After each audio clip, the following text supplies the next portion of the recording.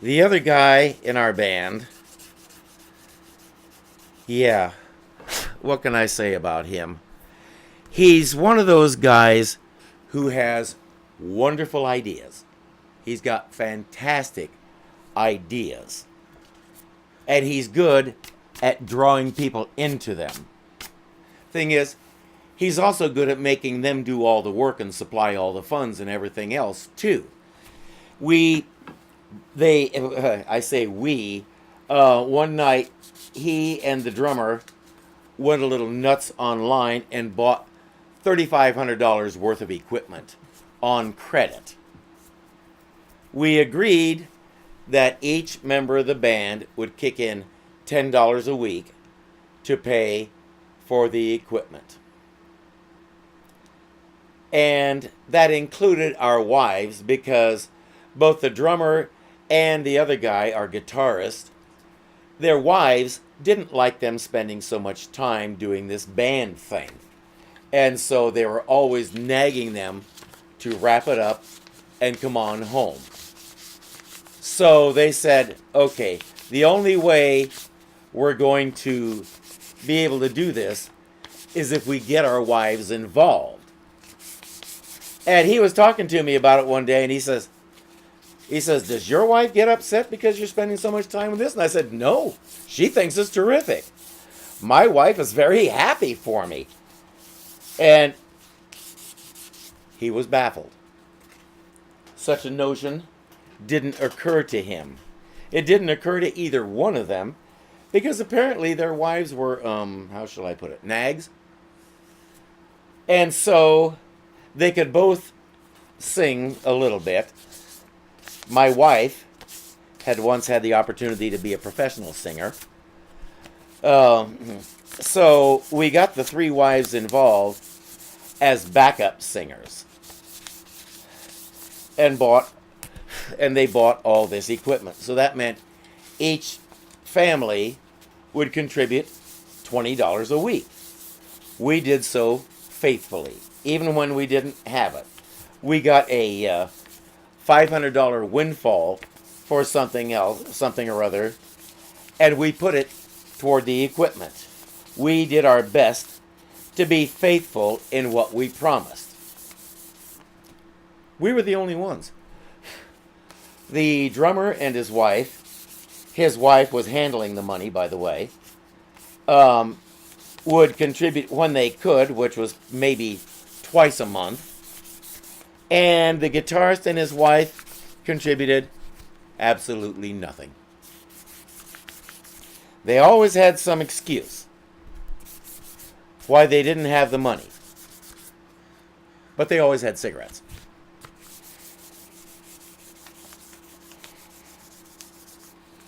I'm not one of those kind of people. I give the way Jesus said to. I don't let my left hand know what my right hand is doing. I give to those who ask.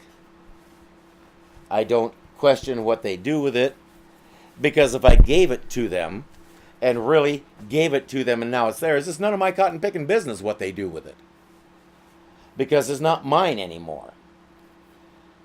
That's the way I look at it. And these people, if they were in trouble, I would give to them. In fact, we did more than once. I bought him the guitar that he played.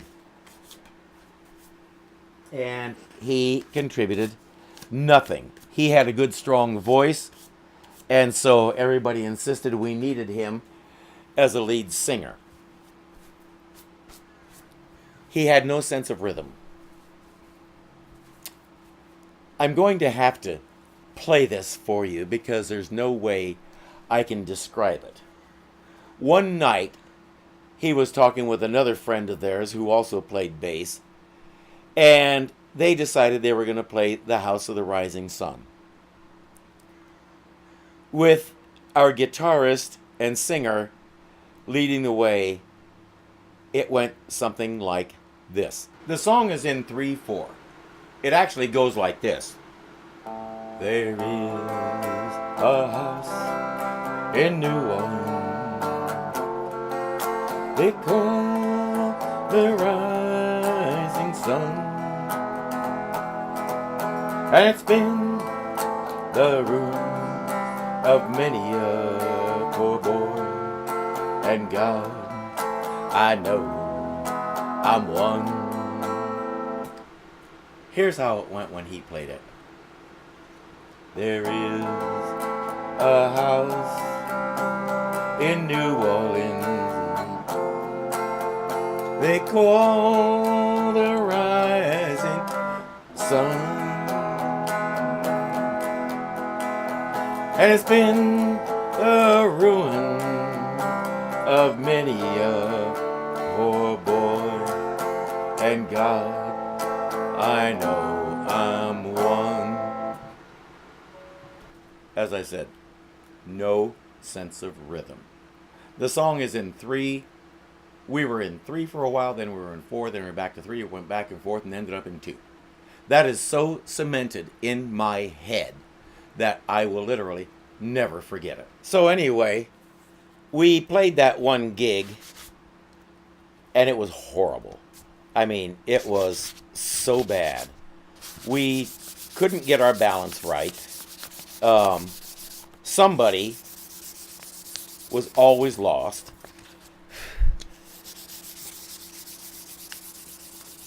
And we had a sound guy who really didn't know what he was doing.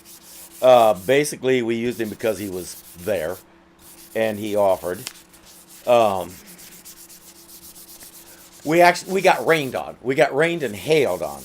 We were playing outdoors under a gazebo, but our audience wasn't under the gazebo.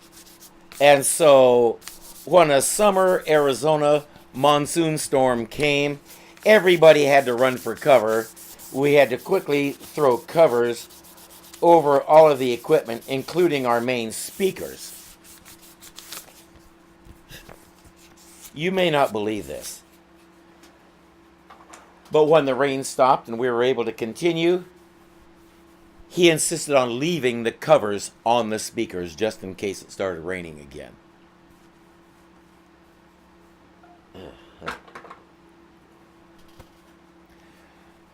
You know what it sounds like when you play music through a big piece of cloth? Yeah.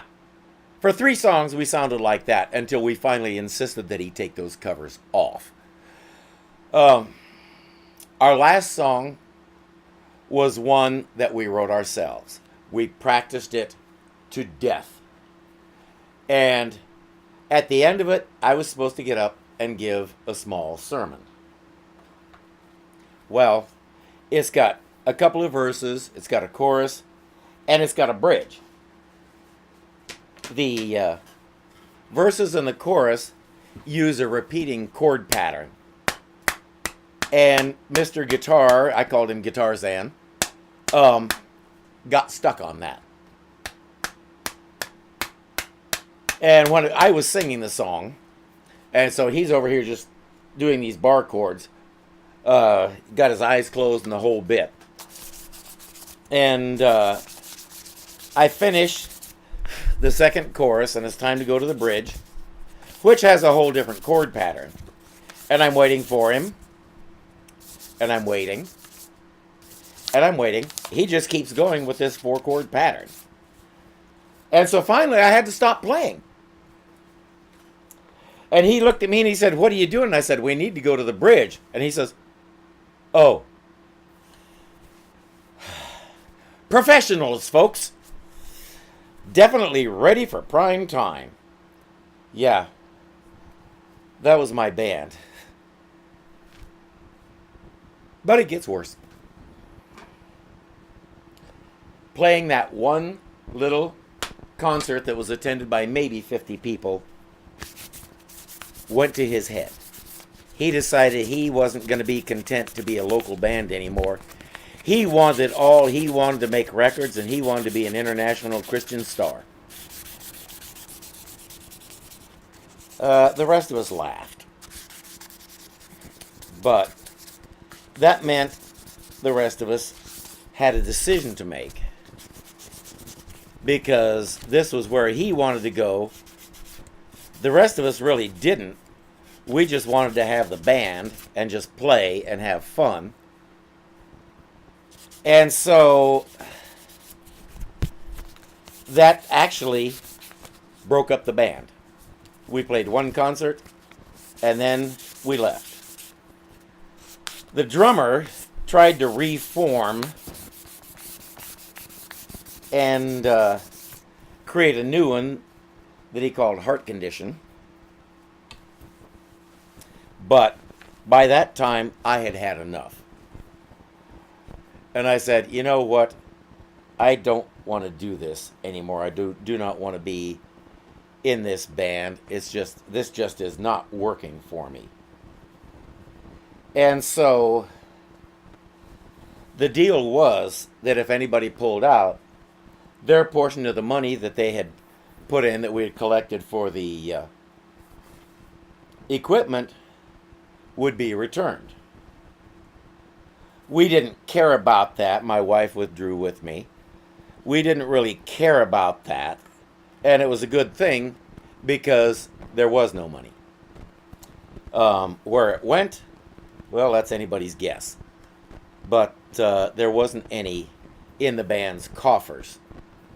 And so we said, you know, we'll let it go. It really doesn't matter to us.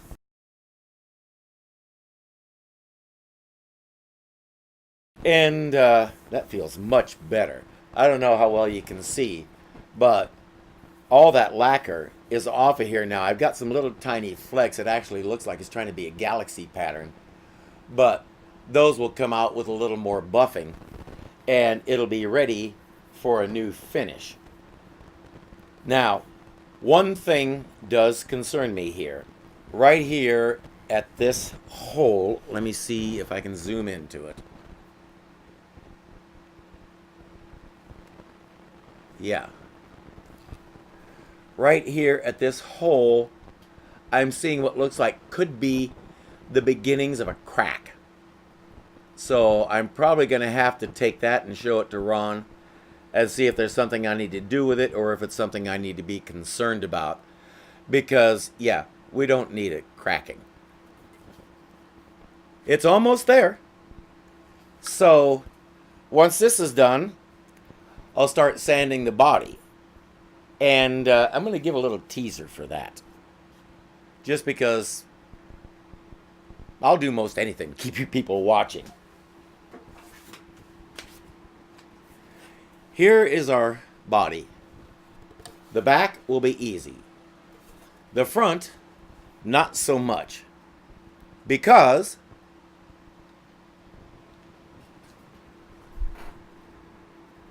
right here, we have a broken off screw. There is maybe a millimeter of it sticking up above the wood. Now, ordinarily, with a broken screw like this, I would take my little diagonals, grab a hold of it and dig into it, and just force it out. There's not enough room to do that here without gouging the wood. So I've got to figure out what to do with that before I can sand the front. Stay tuned, and we'll figure that out next time.